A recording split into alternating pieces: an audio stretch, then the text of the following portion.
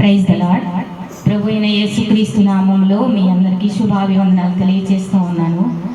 ఈ ఉదయకాలం ఆంటీ ప్రభు దగ్గరికి వెళ్ళారు అనే వార్త వినగానే నాకు చాలా బాధ కలిగింది.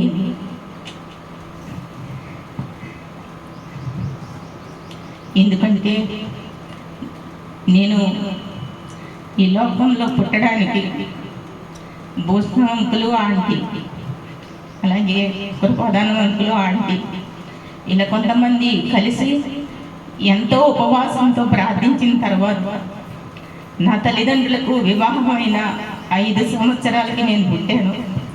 అందుకని అంకులు ఆంటీ ఏదో ఒక మనవరాల్లా చూసేవారు నన్ను, చిన్న బిడ్డలాగా. చెప్పాలంటే నేను ఆంటీ వాళ్ళ బిడ్డలో మరణాతతో ఏజ్ నాది. అయితే అలా చూసేవారు కాదు. మేము ప్రార్థిస్తే ఈ బిడ్డ పుట్టింది అన్నట్టుగా నన్ను చూసి చాలా గారంగా పెంచేవారు. అంటే నా తల్లిదండ్రులు ఆత్మీయంగా రక్షించబడడానికి, అలాగే ఆత్మీయతలో నిలిచి ఉండడానికి కూడా వీరే కారణం. తర్వాత మేము ఆ లోక గారి ఇంట్లో ఉన్నప్పుడు ఒక విషయం మీకు చెప్పాలి. ఆంటీ స్కూల్కి వెళ్ళినప్పుడు బుక్స్ ఇలా పట్టుకుని స్కూల్కి వెళ్తూ ఉండేవారు. నా తర్వాత మళ్ళీ 8 సంవత్సరాల వరకు అమ్మాళ్ళకి ఎవరు పుట్టలేదు. అప్పుడు నాకు ఒక తమ్ముడు కానీ చెల్లి కానీ కావాలని చాలా ఆశగా ఉండేది. అప్పుడు నేను మా అమ్మగారిని అడిగేదాన్నంట, అమ్మ ఆంటీ దగ్గర పుస్తకాలు తీసుకుని నువ్వు కూడా రోజు ఈ రోడ్డు అంటున్నాడు అమ్మ, అప్పుడు ఏలియా పుట్టాడు అన్నమాట, అలాగా నీకు కూడా బాబు పుడతాడు అని చెప్తే అమ్మ వచ్చి ఆంటీకి చెప్తే ఆంటీ ఇంకెంత నవ్వేవారంటే, అమ్మ నా పుస్తకాలు ఇమ్మంటావా అమ్మకి అని అడిగేవారు వచ్చినప్పుడల్లా. అది ఎప్పటి వరకు అంటే నాకు మనవలు పుట్టారా ఆంటీ అని చెప్పినా కూడా ఆంటీ ఆ మాట విడిచిపెట్టలేదు. నా పుస్తకాలు ఇమ్మంటావమ్మా అమ్మకి అనేవారు. అంత ప్రేమగా నన్ను చాలా, ఇక్కడ కూర్చున్న వారిలో చాలా మందికి ఆ భాగ్యం ఉండుండదు. ఎందుకంటే మాకు హాలిడేస్ వస్తే అమ్మది నాన్నగారి ఊరు చాలా దూరం, అటు మచిలీపట్నం, అటు చల్లపల్లి అటు సైడు. కాబట్టి మాకు హాలిడేస్ వస్తే ఇదే ఇల్లు, మాకు అమ్మమ్మ తాత ఇల్లులాగా. అంకుల్ వచ్చి రేపటి నుంచి హాలిడేస్ కదా బ్రదరు, మీరు పాపం తీసుకొని ఇక్కడికి వచ్చేయండి అని చెప్పేవారు. ఆ విధంగా ఎంత ప్రేమ అంటే అసలు ఇంక అది మాటల్లో వర్ణించలేను. అయితే మాకు కొంచెం ఆరోగ్యం ఇబ్బందికరమైన పరిస్థితుల్లో ఉన్నా కూడా ఈ దినం ఆంటీని చూడాలన్న ఆశతోటి బయలుదేరి మరి దేవుని దాసులు, నేను, అలాగే చెల్లి, తమ్ముడు బయలుదేరి వచ్చాము. అమ్మ రాలేని పరిస్థితుల్లో ఉన్నారు. నేను మీకు చాలామందికి తెలుసు, లేకపోతే తెలియకపోవచ్చు. నెహమ్య గారు, ఈశ్వరమ్మని వాళ్ళ పెద్ద కూతుర్ని నేను. ఆంటీని ఈ విధంగా చూడడానికి దేవుడు కృపనిచ్చాడు.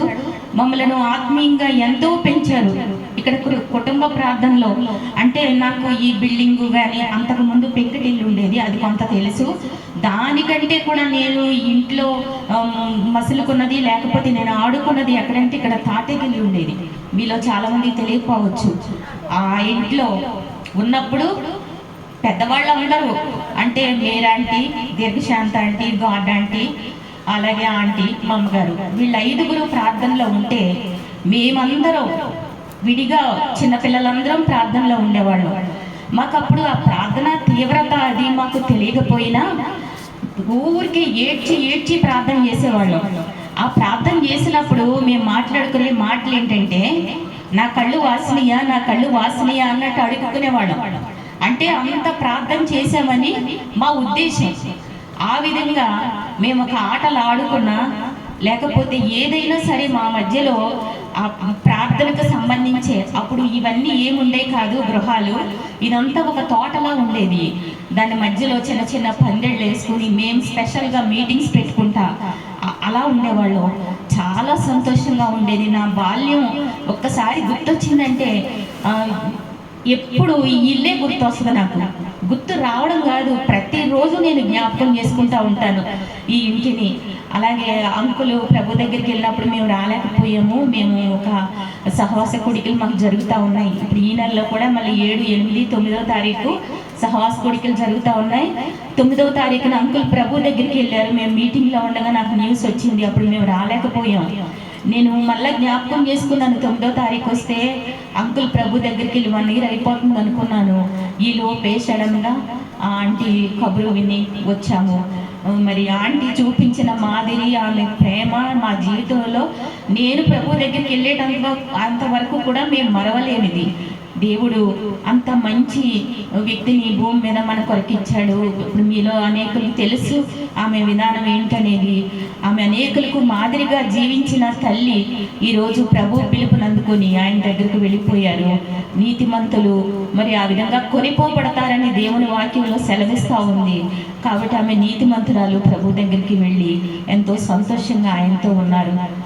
Praise the lord.